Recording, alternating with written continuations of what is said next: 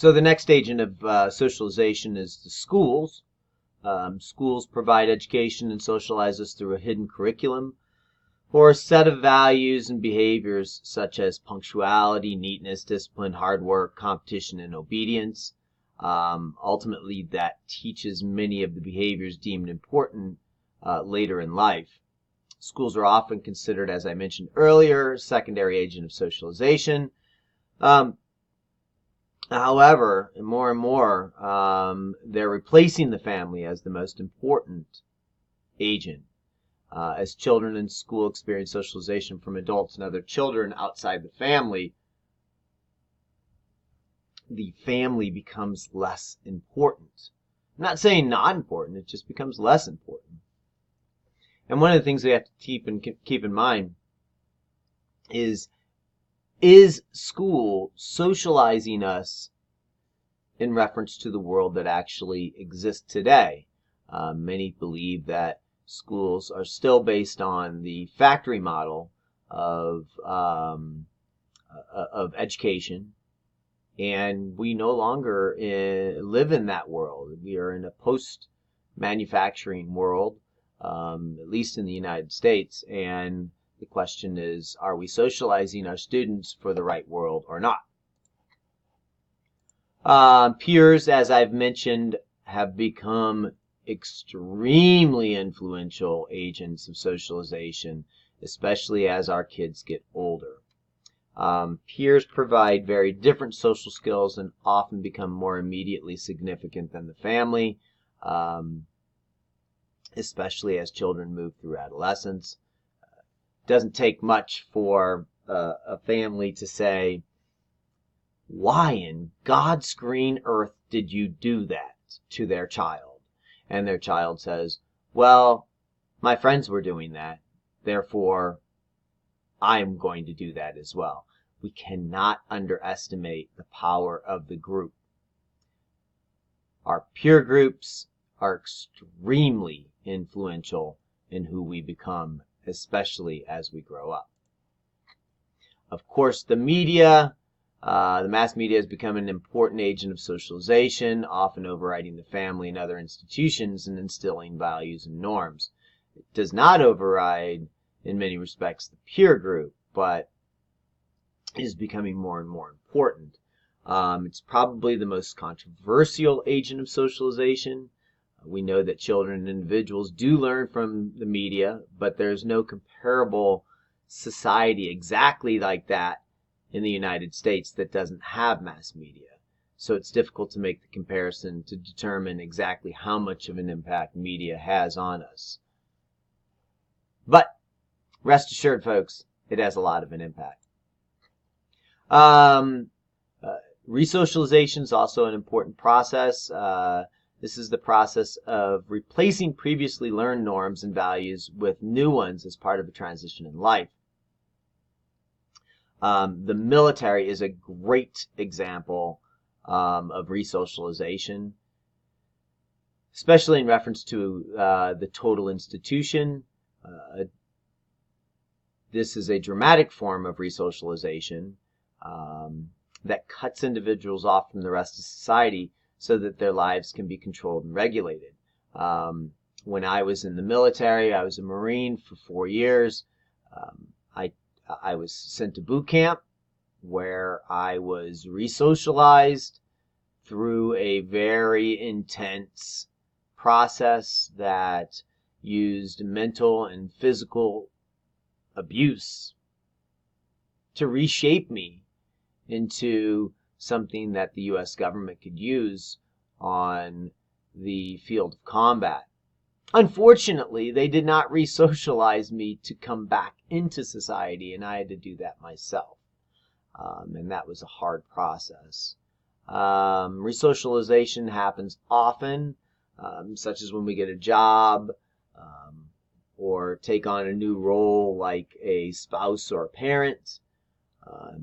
And we know that individuals often have a difficult time adjusting to things like total institutions, whether that's the military or prison. It's hard when everything you do is controlled by an entity outside of your control.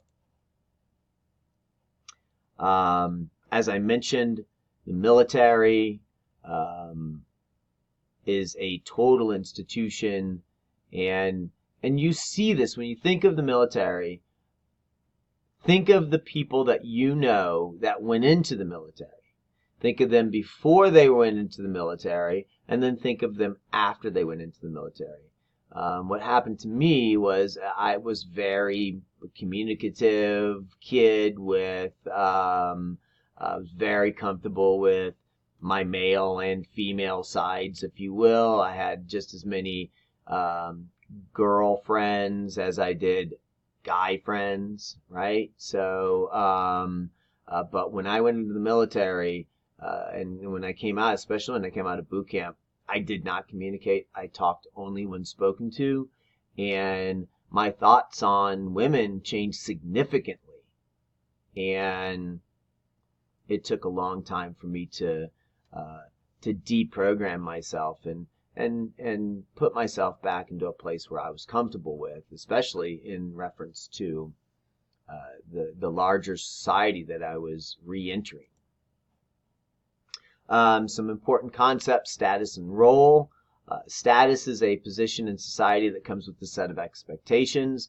It can either be an ascribed status, one that we're born with, and that's unlikely to change, or it can be an achieved status, one that we've earned through our individual effort, or that is imposed by others. A good example of an ascribed status is race or sex.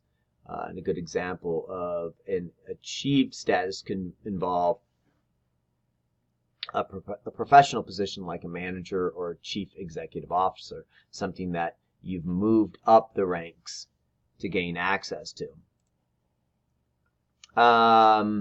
We have things called master statuses. Master status is a status that seems to override all others and affects all of the statuses that we possess. Roles, on the other hand, are the set of behaviors expected from a particular status. Oftentimes you'll hear a person being called by their master status. For instance, you may hear people talking about that black man. In that example, the description black came from describing the person as a man. Black is likely to be the master status. You also hear things like disabled individual or stupid kid. The first word is usually the master status, and it tends to be the status that people notice above all others.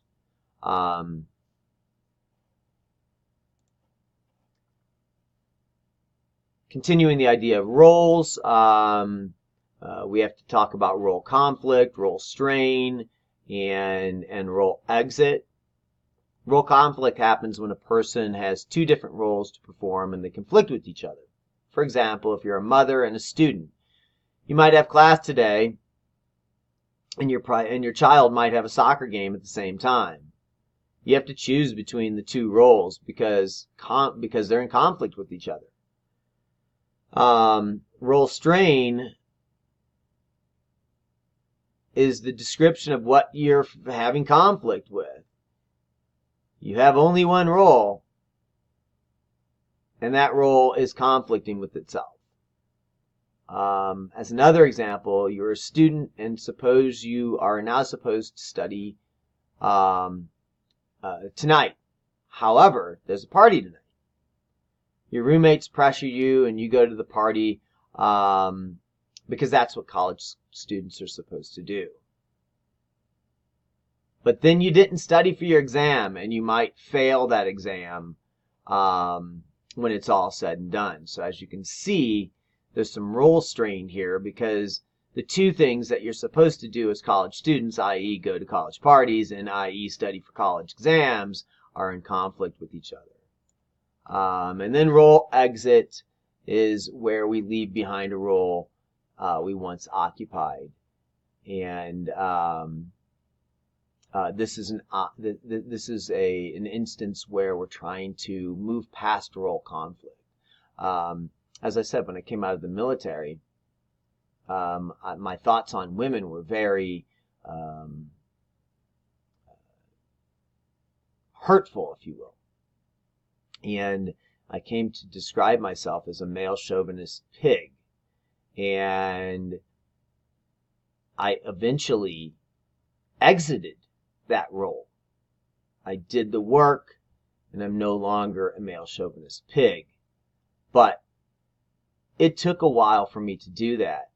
And there was certainly a lot of cognitive dissonance within my own self as I tried to resolve the conflict between who I was and who I needed to be as I moved into society once again. Emotions and personality are extremely important. Many sociologists and social psychologists have studied patterns of emotional response. They find that there's a limited number of responses that people generally give to any particular situation. It's likely that we learn what emotional responses are appropriate through socialization. Such norms regarding acceptable or desirable feelings in any given situation are called feeling rules. I have a friend who I go to movies with, and he always laughs at the most inappropriate times in a movie. And I always look over at him like, what are you thinking? That wasn't funny at all. And yet he's an adult now, and he believes his thoughts and his responses and his emotional responses are in line with who he is. But boy, the rest of us think that he's just not seeing what we're seeing. We have to do emotional work. When it comes to our emotionals, this refers to the process of evoking, suppressing, or managing feelings to create a public display of emotion. Sociologist Arlie Hochschild referred to emotional work as commercialization of feeling. Have you ever had to engage in emotional work for your job or some other reason? That's something we need to process, that emotional work, so we can deal with the ups and downs of our daily lives and how we think about those ups and downs. And then we have this new thing called online. And we have to ask ourselves, well, how does interacting online actually work? Sociologists are very interested in interactions that occur in what they're calling co-presence, when individuals are in another's physical presence, and the way that modern technology enables us to interact with people that are very far away. Historically, relationships used to be mainly based on physical proximity. We would call these territorial relationships, but we are now more likely to form non-territorial relationships based on common interests and access to technology that keeps people together even when they are physically apart. This is extremely important. In my mind, some of my strongest relationships that were territorial are enabled to continue because of online presence. But that's much harder if you don't have that territorial relationship to begin with. And of course, postmodernist theorists claim that the role of technology and interaction is one of the primary features in postmodern life. We are now exposed to many more sources that help us shape our sense of self than the generations before us. Postmodern theorists like Kenneth Gergen believe that interacting through technology exposes us to more information and diverse perspectives, which ultimately shape our sense of self and socialize us in new ways. This is another reason why the media is a controversial agent of socialization. But we really need to be careful with how we allow online interactions and the media to socialize us. We have to be very observant of what we're processing and how it's impacting who we are as we move forward.